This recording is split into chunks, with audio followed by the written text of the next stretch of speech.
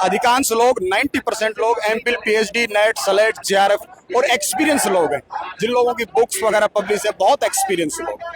अब सरकार क्या कर रही है, 5 साल बाद हमें हटाकर एक संविदा भर्ती प्रपोज की है। उच्च शिक्षा को किस ओर ले जा रहे हैं, बेहद निंदनीय है। और आप गुरुजनों का अपमान कर रहे हैं, सीनियर लोगों का। देखिए, इस वक्त हम जयपुर के शहीद स्मारक के सामने मौजूद हैं और हमारे देश में जब शैक्षणिक योग्यता यानी कि एकेडमिक क्वालिफिकेशन की बात की जाती है तो कहीं ना कहीं पीएचडी को एक बड़ा ऊंचा दर्जा माना जाता है कि अगर किसी ने पीएचडी या नेट क्लैरिफाई कर रखा है तो वो शैक्षणिक योग्यता में सबसे ऊपर शायद खड़ा दिखाई देगा। लेकिन अब हम शहीद स्मारक पे हैं जहाँ पे कुछ जो प्रोफेसर्स हैं, कुछ लोग हैं, वो यहाँ पर धरना प्रदर्शन कर रहे हैं। जितने भी लोग यहाँ पर आप देखेंगे 90% आपको सारे पीएचडी धारक दिखेंगे और जो 10% है वो भी यूजीसी जेआरएफ क्लियर्ड है। लेकिन उनके द्वारा कुछ ऐसा बर्ताव जो है वो सरकार द्वारा किया जा रहा है कि पहले सरकार ने लगातार कॉलेजेस बनाए। जब कॉलेजेस को संभालने वाला कोई नहीं था तो ये वही प्रोफेसर थे जिन्होंने टीचिंग के साथ नॉन टीचिंग का भी काम किया, कॉलेज को स्तर से उठा के आज काम कर रहे हैं। लेकिन उनके साथ कहीं ना कहीं नाइंसाफी होती नजर आ रही है।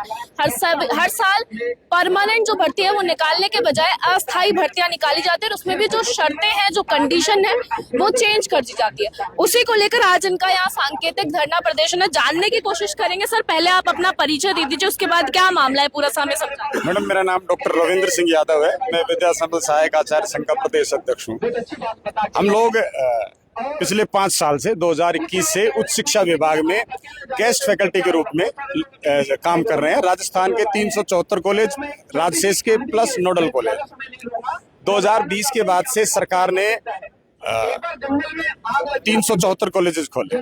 सरकार ने तय किया कि इन कॉलेजों को हम एक सोसाइटी के तहत रन करेंगे और उसमें कार्य व्यवस्था के लिए या संचालन के लिए विद्या संबल योजना के तहत सहायक आचार्य लगाएंगे। उन सहायक आचार्यों का मानदेय कालांश बेस रखा गया और हमें प्रारंभ में 1 वर्ष के लिए, दूसरे वर्ष भी 1 वर्ष। अच्छा, कालांश बेस अभी कर दिया, पीरियड बेस आप इससे पहले ये सेम सिस्टम था? प्रारंभ से ही कालांश बेस है। 2 साल तो हमें 1-1 साल के लिए रखा गया। 2022-23 से एनईपी 2020 लागू हो गई। उसके बाद से 6-6 महीने का कॉन्ट्रैक्ट किया गया। विद्यार्थियों को असुविधा हो रही थी, शिक्षण बाधित हो रहा था। इस कारण से मांग उठी मीडिया के माध्यम से, प्रिंट मीडिया, इलेक्ट्रॉनिक मीडिया से। इस वर्ष हमारा 1 वर्ष का कॉन्ट्रैक्ट किया गया है। 2025-26 में अब 30 जून तक हमारा कॉन्ट्रैक्ट है। ये सभी का चयन यूजीसी की गाइडलाइन एक्ट 2018 के तहत टेबल नंबर 3B के तहत हुआ है। सभी लोग मेरिट से आए हैं। अधिकांश लोग 90% लोग MPhil, PhD, net, slate, JRF और एक्सपीरियंस लोग हैं, जिन लोगों की बुक्स वगैरह पब्लिश है, बहुत एक्सपीरियंस लोग। अब सरकार क्या कर रही है, 5 साल बाद हमें हटाकर एक संविदा भर्ती प्रपोज की है। सरकार ने एक प्रपोजल भेजा है अभी चयन बोर्ड को कि भाई हम एक संविदा भर्ती करेंगे और वो भी अस्थायी करेंगे, मात्र 5 साल के लिए। ये युवाओं के हित के साथ बहुत बड़ा कुठाराघात है। आप अगर रोजगार देना चाहते हैं, हमें कोई दिक्कत नहीं, आप दें, लेकिन आप स्थायी रोजगार दें। आप उनको, अगर संविदा भी है तो संविदा भी तो स्थायी हो कि वो 60 साल तक नौकरी करेगा।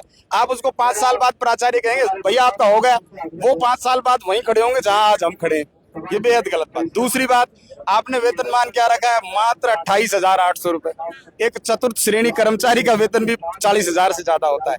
मैं वर्ग भेद का पक्षधर नहीं हूं, लेकिन फिर भी इस बात का कि भाई प्रत्येक व्यक्ति का काम है। लेकिन ये देखिए, कॉलेज लेक्चरर का ग्रेड पे 6,000 का होता है, डीएम के बराबर ग्रेड पे होता है। आप उस व्यक्ति को अपमानित करके आप उसको 28,000 रुपए दे रहे हैं, ये कहाँ का तरीका होगा। दूसरी बात, उसको अस्थायी कर रहे हैं। अब हम अपनी बात पर आते हैं। भाई हमें 5 साल हो गए, जब तक ये भर्ती प्रस्तावित है, होती है भविष्य में, तो ये भर्ती हमें 6 साल हो जाएंगे।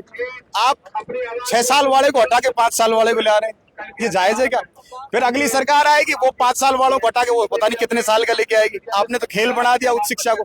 विद्यार्थी का हित हो रहा है, युवाओं का हित हो रहा है, और ये जन समूह आपके सामने आज हजारों आदमी पूरे राजस्थान के कोने कोने से आए। ये बेहतरीन लोग हैं, ये मेरिट बेस्ड लोग हैं, सब लोगों ने मेरिट के आधार पर चयनित हुए। अगर इन लोगों को स्थायित्व रोजगार दिया जाता है, हरियाणा हमारा पड़ोसी राज्य है, उसमें सेवा की सुनिश्चितता दी गई है। मध्य प्रदेश हमारा पड़ोसी राज्य है, भाजपा की सरकार है, वहां सेवा की सुनिश्चितता दी गई है। पंजाब है, पंजाब गुजरात में अभी इस तरह की सेवा सुनिश्चित दी जा रही है। गुजरात में अभी सुप्रीम कोर्ट ने आदेश किया है कि भाई इनको इस तरह की सेवा सुनिश्चित प्रदान की जाए, इनका वेतन बढ़ाया जाए। वहां प्रोसेस चल रहा है। आप उच्च शिक्षा को किस ओर ले जा रहे हैं? बेहद निंदनीय है। और आप गुरुजनों का अपमान कर रहे हैं, इन सीनियर लोगों का। जो हम प्रथम मतदाता को 5 लाख लोगों को हम आज जितने भी सोसाइटी कॉलेज हैं उनका ताला हम खोलते हैं, ताला बंद हम। अच्छा, ये बात भी अभी हमने सुनी थी कि जब कॉलेजेस खोले गए थे तो यहाँ प्रोफेसर्स ने नॉन टीचिंग का भी कहीं ना कहीं काम किया है कि स्कूल जो कॉलेजेस है, ताले की बात आपने बोली है और उसके बाद इस तरह से ऐसा व्यवहार करना। मैडम सारा काम ही हम कर रहे हैं। इनमें जो सोसाइटी के 374 कॉलेज हैं, इनमें मुश्किल से 60-70 कॉलेजों में प्रिंसिपल हैं। उसके अतिरिक्त कोई भी कहीं कुछ नहीं है। कुछ शहरी कॉलेज हैं, उनमें डेपुटेशन करा ली, जो परमानेंट अपने बच्चों को पढ़ाना चाहते हैं, महानगरों में आ गए। उसके अतिरिक्त 300 के लगभग महाविद्यालय में ये लोग, ये जो खड़े हैं, ये लोग ताला खोलते हैं, कागजी कार्रवाई ये करते हैं, हाजिरी ये करते हैं, सारा ये करते हैं, नाम नहीं है इनका। अभी तक आपने कहाँ बात कर ली है, मतलब कौन से कहाँ पे आपने ये जो है जारी कर दिया या क्या प्रतिक्रिया मिली अब तक प्रशासन? हमने सक्षम स्तर पर, हमारे उप मुख्यमंत्री हैं डॉक्टर प्रेमचंद बैरवा साहब, हम उनसे 10 बार मिल चुके हैं, रिक्वेस्ट कर चुके हैं सर इनको देखें। इनमें बहुत से लोग तो बेचारे ओवर एज हो गए, 55 साल है, कोई विकलांग है, कोई बीमार है। इन्होंने 5 साल अपने युवा जीवन को इनको दिए हैं, ये युवा जीवन इन्होंने अपना इसमें बर्बाद किया है। अब 5 साल बाद आप कह रहे हो जाओ आप अपने घर, ये तो कोई तरीका नहीं हुआ। कुछ तो हल निकले। उन्होंने क्या कहा, आश्वासन क्या? कोई आश्वासन नहीं, भर्ती की तैयारी करें, जाइए भर्ती कर रहा हूँ, सीधा यही जवाब दिया। मेरे को कहा 3 बार कहा मेरे को, मैं 3 बार मिलने गया हूँ, आप भर्ती की तैयारी करें। किसने कहा? डॉक्टर प्रेमचंद जी बैरवा ने। मैं निवेदन करके आया हूँ सर, प्लीज कुछ करें, इसमें सुने हमारी बात। सारे गए हैं, सब लोगों से ऐसे कहा है, मैं अकेला नहीं हूँ। मेरे को, मैं चूंकि मैं बयान दे रहा हूँ तो मेरे सामने मैंने रिक्वेस्ट की, सर प्लीज इसमें कुछ करें, बहुत लोग मारे जाएंगे बेचारे। और फिर उदाहरण है, राजस्थान में ऐसा नहीं है पहली बार हो रहा है। 1988 में हुआ, 1996 में हुआ, 2010 में RVRS हुआ, और अभी जो संविदा वाले 2008 के लगे उनका हो गया। तो फिर हमें, हमारे से दुश्मनी है क्या, या हमने कुछ गुनाह कर दिया, या सेवा करके गुनाह कर दिया? सीधा जवाब आपको मिल चुका है कि भर्ती की तैयारी करो। तो कोई उम्मीद है आपको? उम्मीद क्यों, हम लड़ेंगे मैडम, अधिकार है हमारा, कोई भीख थोड़ी मांग रहे हैं। 6 साल हो गए हमें, 5 साल हो गए, 6ठी साल हो जाएगी।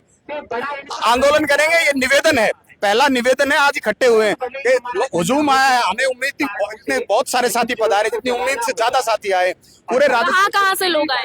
पूरे राजस्थान में मैडम, पूरे हर जिले, प्रत्येक जिले से आदमी आए। बाड़मेर, जैसलमेर, गंगानगर, धौलपुर और नीचे बांसवाड़ा तक के लोग आए, आप देखें यहाँ। अच्छा, यंगस्टर्स भी दिख रहे हैं, कुछ लोग मुझे शायद 25 से 30 के बीच में नजर आ रहे हैं। बिल्कुल मैडम, वो भी तो यही चाह रहे हैं भर्ती नहीं हो। भाई आप भर्ती कर रहे हैं, संविदा भी कर रहे हैं, उसका वेतन सम्मानजनक हो, और वो 60 साल तक तो नौकरी करे।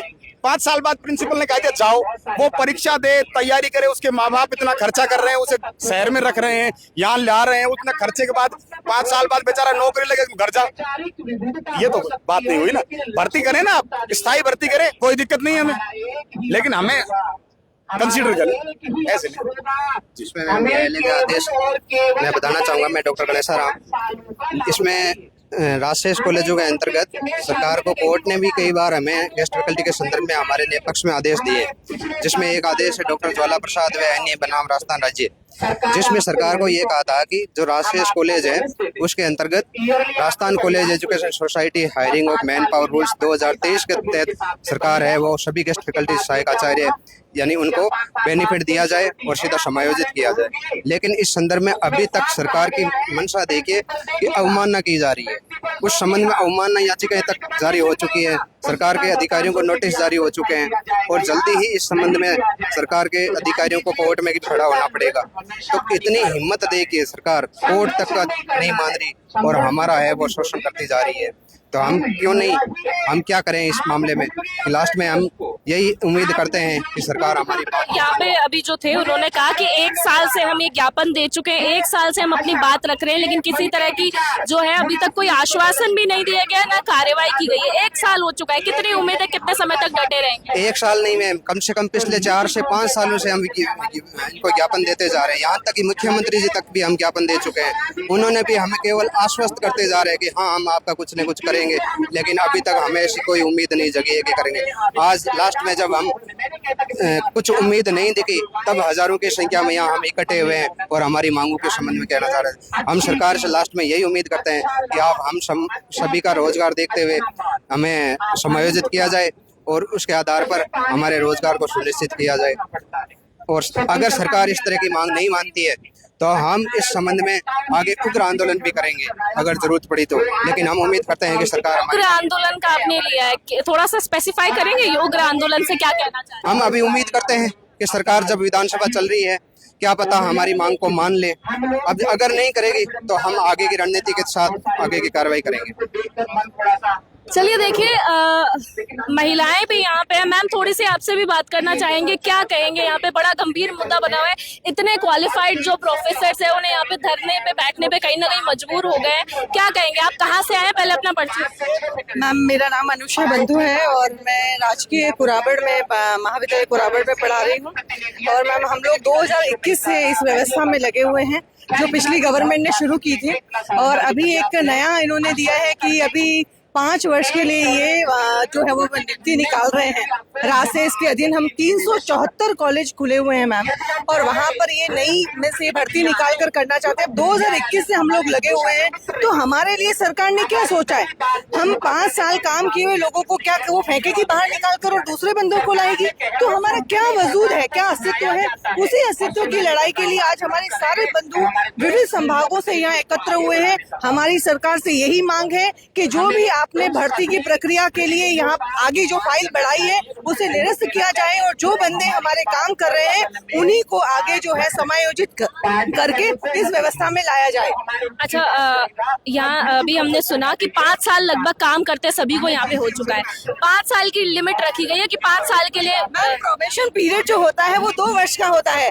आप 5 साल अभी जो रेगुलेशंस उन्होंने बताया कि दोबारा जो शर्तें आई है कि 5 साल के लिए दोबारा भर्ती की जाएगी। बताइए कि यूजीसी के नॉर्म्स के तहत सब मेरिट के बेसिस पे उनका सिलेक्शन हुआ है, तो आप उनको हटा के वापस दूसरे कैसे लगाएंगे? क्योंकि इन सारे कॉलेजेस को बनाने के लिए अभी जितने साथी यहाँ बैठे हुए हैं 5-5 सालों से उन्होंने काफी मेहनत की है। चाहे उनमें वो बड़ी 2-2, 4-4 घंटे वो ट्रेवल करते हैं, कच्ची जमीनों में, धूल मिट्टी में, सुविधाएं पूरी नहीं है तो भी उन्होंने कॉलेज को खड़ा किया। और अब जाके थोड़ा बहुत इंफ्रास्ट्रक्चर खड़ा हो गया है तो आप उनको हटा दोगे किस बेसिस पे? आपने रखा क्यों? आपने यूजीसी नॉर्म्स के अकॉर्डिंग, आपने योग्यता के आधार पर इन सभी साथियों को रखा हुआ है, तो क्या उचित है? इसलिए हम सरकार से ये गुजारिश करेंगे कि हमें ही मतलब इन पे समायोजित किया जाए, हमें ही रखा जाए। अच्छा 5 साल का जो है टाइम पीरियड खत्म होने वाला है, कहीं ना कहीं दोबारा से वो जो है अस्थायी भर्ती ली जाएगी। अगर कोई संज्ञान नहीं लिया जाता, अगर आपकी मांग नहीं जाती है, बैकअप क्या है आपके पास, क्या करने वाले? उग्र आंदोलन होगा। हमारे सभी साथी अभी तैयार हैं, पूरी रणनीति है। हम उग्र आंदोलन में 2-3 बार शब्द सुन चुके हैं, एक बार अगर आप स्पेसिफाई कर दे उग्र आंदोलन। देखिए मैम के बारे में बोला है, आमरण अनशन के लिए हम प्रयासरत है, उसके बाद हमारे पास एक ही ऑप्शन बचेगा। जो भी तरीका होता है, जिस तरीके से सत्ता पक्ष हमें सुने वो तरीका सारा अपनाया जाएगा। ये सुन ले सरकार का हमारी ओर से। हम अपने अधिकारों के लिए बिल्कुल मरते दम तक प्रयास करें। देखिए ये कहना है यहाँ पे जो सारे प्रोफेसर्स हैं, जो आचार्य हैं, उनका कहना है कि अगर इतना कहने के बाद भी मांगे नहीं मानी जाती, इस बारे में कोई संज्ञान नहीं लिया जाता है, तो उग्र आंदोलन या फिर आमरण आंदोलन की इन्होंने बात कर दी है कि अगर इनकी जो मांगे हैं स्थायी करने की, इनको अगर वो नहीं बाद में उस पर भी संज्ञान लिया जाता है तो ये आंदोलन दोबारा इसको जारी रखेंगे, लेकिन शांत बैठने वाले नहीं।